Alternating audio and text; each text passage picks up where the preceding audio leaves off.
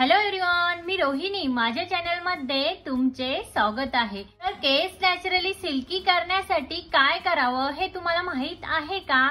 जर नसेल माहिती तर आजचा व्हिडिओ हा तुमच्यासाठीच आहे. फ्रेंड्स, केस हे नॅचरली सिल्की राहण्यासाठी आपण भरपूर सारे प्रयत्न करतो. आपण पार्लर मध्ये महागड्या ट्रीटमेंटही घेतो. काही जण तर रेग्युलर हेअर स्पा ही करतात. बऱ्याच साऱ्या महागड्या ट्रीटमेंट घेतो. होतं काय की आपले त्या ट्रीटमेंटने केस हे सिल्की तर होतातच, बट काही काळानंतर ते केस हे फ्रीजी आणि ड्राय होण्यास सुरुवात होते. म्हणजेच काय, आपण जेव्हा आपल्या केसांवर ट्रीटमेंट घेतो केस सरळ करण्यासाठी किंवा नॅचरली सिल्की करण्यासाठी, त्यानंतर आपण जेव्हा झोपतो, सकाळी आपण उठतो, तेव्हा आपले केस हे तसेच्या तसे झालेले आपल्याला दिसून येतात.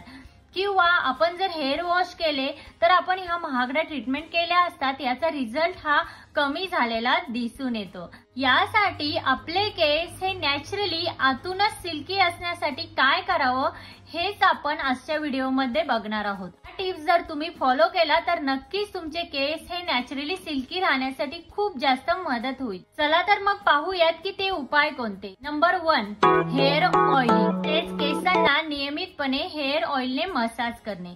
आता बऱ्याच जणींना मी बघितलं आहे की त्यांना तेल लावायला अजिबात आवडत नाही, तर ही चूक तुम्ही अजिबात करू नका. तेल जर लावलं नाही तर तुमच्या केसांना योग्य पोषणही मिळणार नाही आणि तुमचे केस हे स्ट्रॉंगही होणार नाही. जर तुम्ही हेअर ऑइलने मसाज केली तर तुमचे केस स्ट्रॉंग होण्यासाठी मदत होईल आणि तुमच्या केसांना योग्य पोषण मिळेल. तर तुम्ही काय करा, आठवड्यातनं 2 वेळा तुमच्या केसांना हेअर ऑइलने मसाज नक्की करा. आता यासाठी तुम्हाला हेअर ऑइल कुठलं वापरायचं, तर यासाठी तुम्ही आल्मंड ऑइल, ऑलिव्ह ऑइल किंवा कोकोनट ऑइल ही यूज करू शकता. बट एक गोष्ट लक्षात ठेवा, जेव्हा तुम्ही हेअर ऑइलने मसाज कराल तेव्हा काय करायचं, ते ऑइल थोडंसं कोमट करून घ्यायचं आणि कोमट केल्यानंतर ते कॉटन बॉलच्या हेल्पने तुम्ही तुमच्या केसांवरती अप्लाय करा आणि त्यानंतर तुम्ही तुमच्या केसांची हलक्या हाताने मसाज करा. याने काय होईल की तुमच्या स्काल्पचं ब्लड सर्क्युलेशन ही सुधारेल आणि त्यासोबतच तुमचे केस हे सिल्की शायनी होण्यासही मदत होईल. नंबर 2, केस हे गरम पाण्याने कधीच वॉश करू नका. आता जेव्हा तुम्ही हेअर वॉश करता तेव्हा तुम्ही हेअर वॉश करताना गरम पाणी हे अजिबात वापरू नका. त्याने काय होतं की आपल्या केसांमध्ये जे नॅचरल ऑइल असतं ते निघून जातं आणि आपले केस हे ड्राय होतात आणि फ्रीजीही होतात.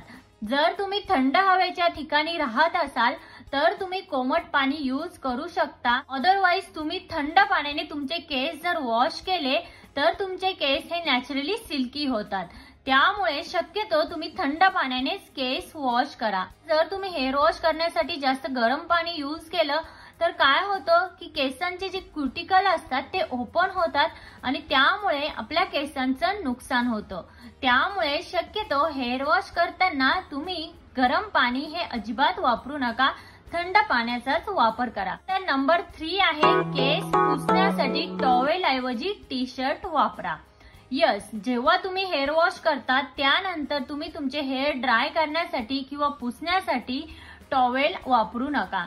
आता जर तुम्ही म्हणत असाल की तुम्ही टर्किशचा टॉवेल वापरता, तो टॉवेल तर खूप चांगला आहे, बट तसं नाही. टर्किशचा जरी टॉवेल असेल तरीही तो टॉवेल तुमच्या केसांना नुकसान पोहोचवू शकतो. काय होतं की जेव्हा तुम्ही केस पुसता तेव्हा त्या टॉवेल मध्ये तुमचे केस हे तुटतात आणि व्यवस्थित ड्रायही होत नाही. त्यापेक्षा तुम्ही एखादा जर टी शर्ट वापरत नसाल किंवा तुमचा जुना झालेला एखादा टी शर्ट असेल तो तुम्ही तुमच्या केसांना पुसण्यासाठी वापरा. आता त्यासोबतच तुम्ही एखादा मायक्रोफायबरचा टॉवेल ही यूज करू शकता. फायबरच्या टॉवेलनेही तुमचे केस हे तुटत नाही आणि तुमचा हेअर फॉल हा जास्त होत नाही. त्यानंतर नंबर 4 आहे, केस सरळ करण्यासाठी तुम्ही नॅचरली घरगुती उपाय नक्की ट्राय करा. त्यामध्ये कोरफड, तेल, दही, अंड ह्या गोष्टी तुम्ही वापरा. याने तुम्ही नॅचरली तुमचे केस हे सिल्की आणि सरळ करू शकता. याने काय होईल की तुमच्या केसांना एक योग्य प्रकारे पोषण मिळेल आणि तुमचे केस हे आतूनच चमकदार आणि मऊ होण्यास मदत होईल. त्यामुळे तुम्ही जर घरी काही हेअर मास्क वापरत असाल तर तुम्ही शक्यतो त्यामध्ये कोरफड, अंड, दही याचा वापर नक्की करा। तर नंबर 5 आहे केसांना हीट देणाऱ्या ट्रीटमेंट ह्या अवॉइड करा। आपण काय करतो, बऱ्याचदा हेअर स्टाईल करण्यासाठी केसांना हेअर ड्रायर यूज करतो, हेअर कर्लर यूज करतो, हेअर स्ट्रेटनर यूज करतो। याने काय होतं की आपले केस तात्पुरते छान होतात, बट नंतर त्याचे साइड इफेक्ट हे आपल्याला दिसून येतात। आणि जर तुम्हाला डेली हेअर ड्रायर वापरायचं असेल किंवा हेअर स्ट्रेटनिंग करायची असेल किंवा हेअर स्टाईलच करायची असेल तर तुम्ही काय करा, त्याच्या दुसऱ्या दिवशी तुम्ही केसांना छान असं हेअर ऑइलिंग करा आणि नंतर तुम्ही तुमचे केस हे शॅम्पूने वॉश करा। त्याने काय होईल की तुम्ही कितीही हेअर स्ट्रेटनर यूज केलं तरीही त्याचे साइड इफेक्ट हे तुमच्या केसांवर दिसून येणार नाही।